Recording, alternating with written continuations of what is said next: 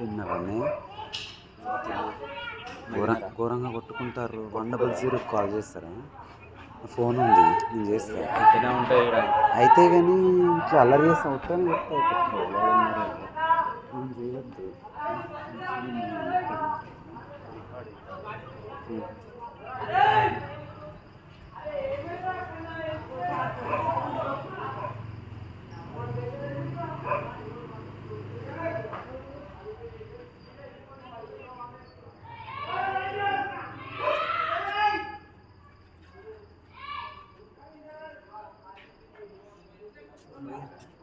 వెళ్ళిపోయా.